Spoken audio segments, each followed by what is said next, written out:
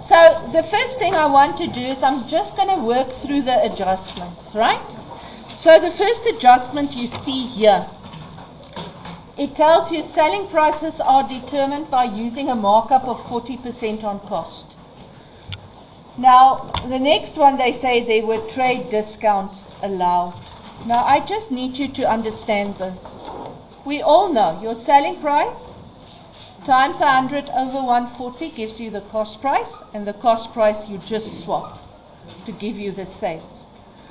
Now, let's say, for instance, let's say I buy this highlighter. I buy this highlighter for 10 rand, meaning my cost price of this highlighter is 10 rand.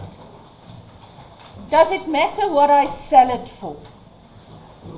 It matters to my profit, but it's not going to matter to my cost price, because my cost price is 10 rand. So now let's say I have a markup. So I tell you the cost price is 10 rand, and I say to you the markup is 100%. Meaning my sales will be 20 rand, my cost price will be 10 rand, so my gross profit will be 10. Everybody shop with that. But now let's say, for instance, I say, oh, Tiamo, you've done so well. I'm going to give you this highlighter for a 2 rand discount. Ne? Now what happens? Now my sales is going to be 18. What's my cost price? Still 10. And my profit 8. Can you see the only thing that will be influenced by that is the sales and the gross profit? Because the cost price is history. I bought it for that. It's a done deal. Okay. Now what happens in a test? I say to you, okay, I say to you, your cost price is 10 rand, your markup is 100%, and I say to you, we allowed 2 rand trade discount. Apologies for the interruption. Okay, so now what do I do? How will I get to 18 rand? And I'm going to talk fast. So can you see what I'm going to do? Is I'm going to take the cost, I'm going to work out the sales price as if there was no discount. And then I'll subtract the discount. You see?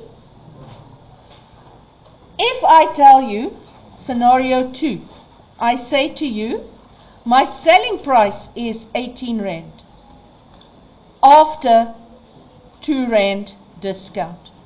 And I ask you to calculate the cost of sales. What are you going to do now? You're first going to take that 18, you're going to add back the discount so that you can see what the sales would have been, ne, if there was no discount, so that you can get the cost. Can you guys see the difference? Yes, Naledi?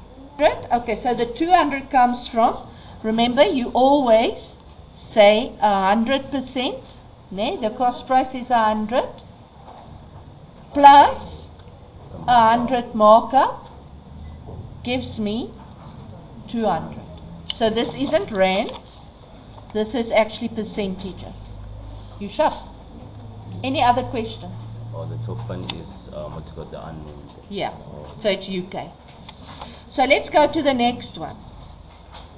So if you look here, before I go on, if you look at the income statement, can you see what did they do? They gave you here the cost price. So you use the cost price to work out the sales, ne, before the discount. And now you just subtracted the discount. Okay. So, next one. Next one is my normal physical stock take. You know, if they give this to you, this is the one that goes to the face of the balance sheet. Right? Okay. Also, you know, this is what you physically counted. Ne? So now you're going to say that 1890 less that trading stock there. Can you see is going to be a trading stock deficit. Why? Because what I have in my books and what I physically counted, my trial balance, is physically bigger than what I counted. So that gives me a deficit. Okay? If what I count is bigger than the trial balance, that is a surplus. The same goes with the consumable stores. Let's go to consumable stores. Can you see I counted 85? My balance was 88. Now, what does it mean? That 80,800 is the total consumable stores I bought. Now, end of the year, I count how much do I have left.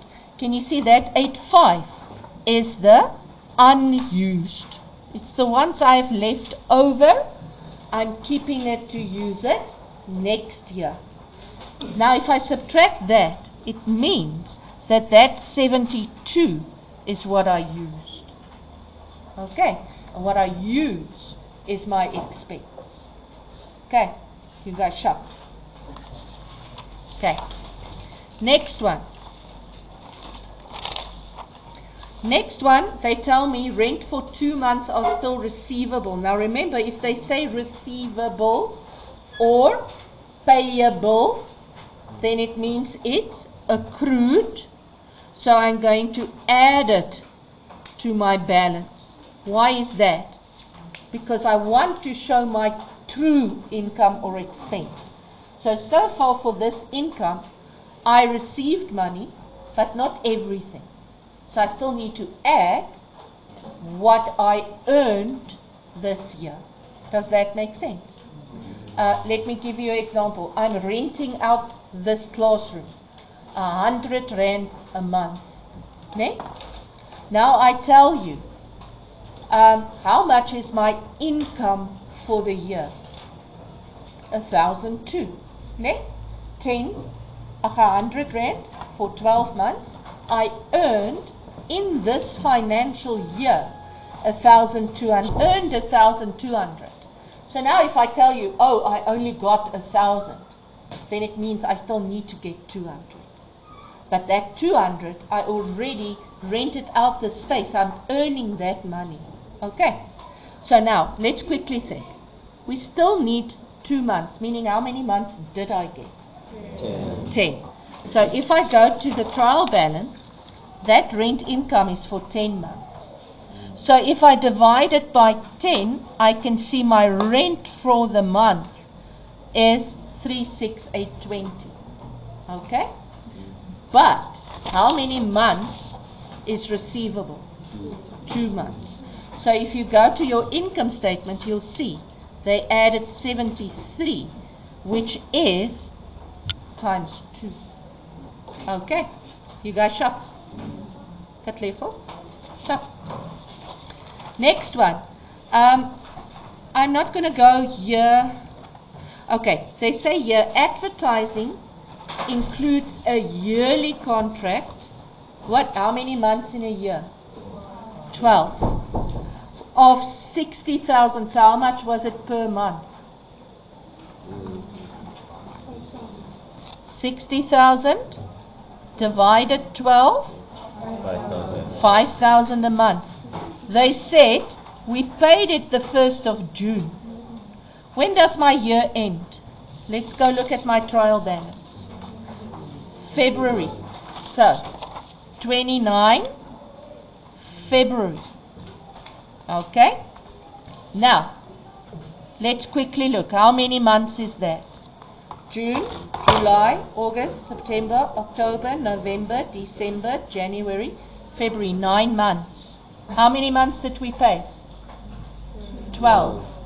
So 12 less 9 means 3 months I overpaid. Now if I overpay, can you see they now owe me a service? What do I call if I overpay? Prepaid expense. So 3 months of that 60 is prepaid. So I know it's 5,000 a month, meaning 15,000 is prepaid. Okay? So what will I show in my income statement? I'm going to, whatever my advertising is, let's quickly look. Advertising is way more. Can you see it's 975? How much do I know I prepaid? This 15. Ne? So can you see in your advertising, I subtracted the 15 because it's for next year. So it's prepaid and prepaid minus. So it's not going to be brought this year. Yeah. Okay. Yes. Next one, I'm not going to do the depreciation. I want to go to the loan statement because it's new. Now, can you see? They give me a statement here, right? And it shorts interest. So what do I do with this statement? And I need you to see that the procedures or the steps is actually very simple. Okay, so let's look at this. If I draw my loan, I'm going to sing my song. I got an opening and a closing in a bank and an interest on loan. Okay, you cowboys. So now, what is my opening? The beginning of the year, the 2509. What is my closing? The end of the year, 1984. What is my bank? It's the amount I paid, the 900. By the way, if you go say that 2509 less the 900, what do you get? 198. What?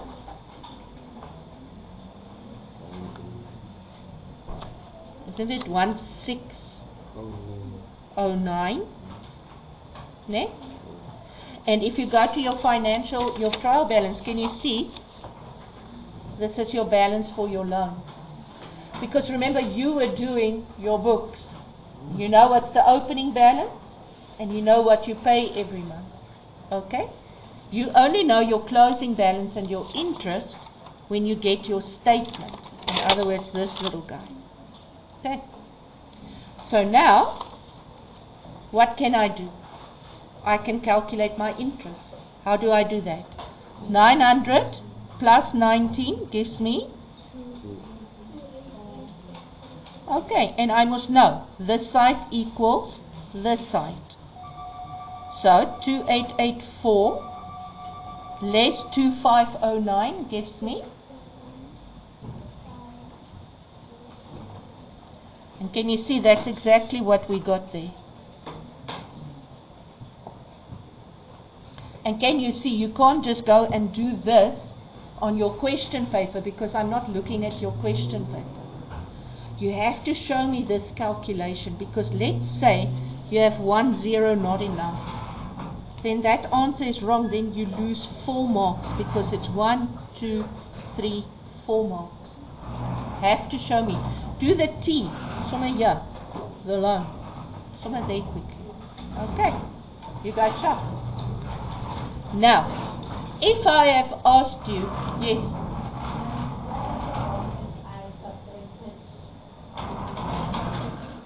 If you what?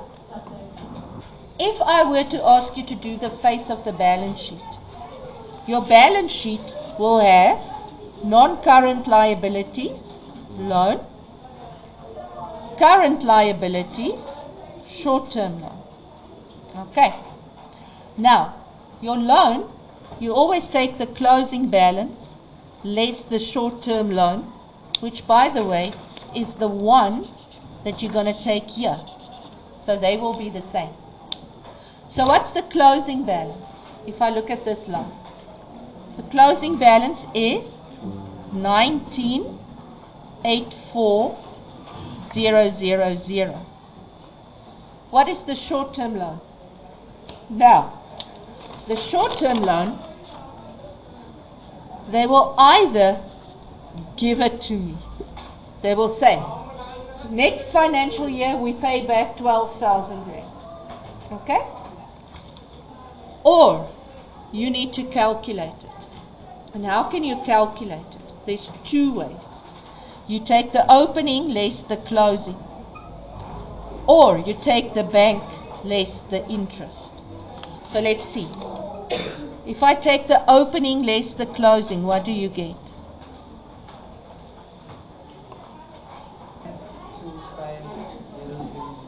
525. If you take the bank less the interest, what do you get? Exactly the same. No.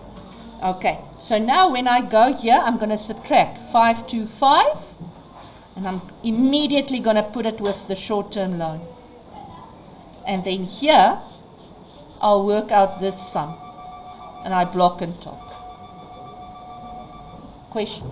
If I say 19 less 525, what do I get?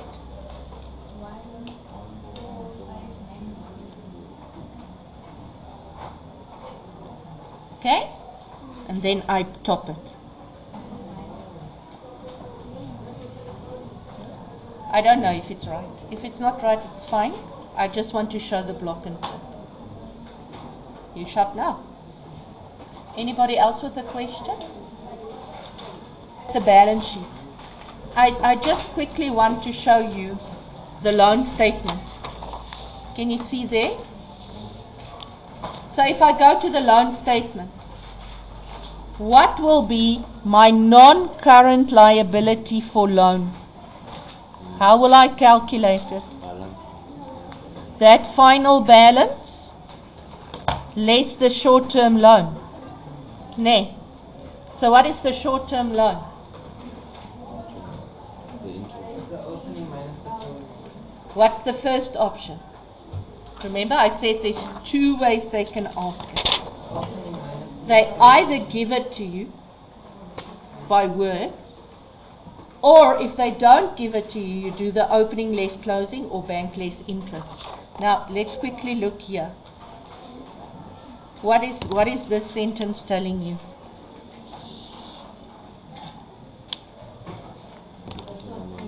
The short-term loan. Can you see they gave you the short-term loan? So you can just subtract 15, and then with your current liabilities, you have 15. You see? This one gave it to you. Yes. what happens if they say interest was Okay, so in our school syllabus, they still got that option, but in real life it doesn't happen. So if they said it was not capitalized, they will not give you this. Okay, because then it doesn't form part. Then it would be like any normal interest. They would just say the interest on loan is 7% a year. That's all it means. The word capitalize literally means that you make interest part of the loan. So now you're actually borrowing the interest as well. It's basically what it means. Okay? I want to also, in question 2, just quickly show you this one here.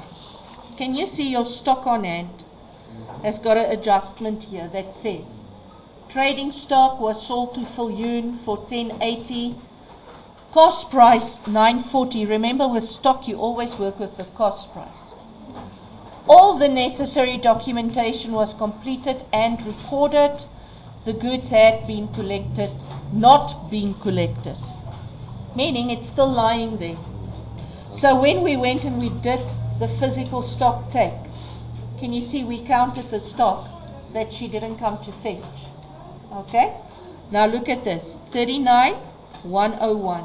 Let's go to the memo. Can you see 39,101? It's those two. That 940 is included in the 39, so I subtract it. Okay. The rest, I'm not tomorrow going to ask fixed deposit maturing. Ne? But let me show you, if a fixed deposit matures, and that will definitely be in the next paper, is I subtract it from the fixed deposit and I put it into cash, right? That's the thing that will happen. But that won't be in tomorrow's paper. So, is there any questions? I'm just quickly going to show the paper. The paper that we are doing was a September 22 paper, right? So I'm just quickly showing it. If you don't have it with you, would you be able to take a screenshot and then you can use it, right? And it was that. Okay? And then the answer sheet. Ooh, and there is the balance sheet.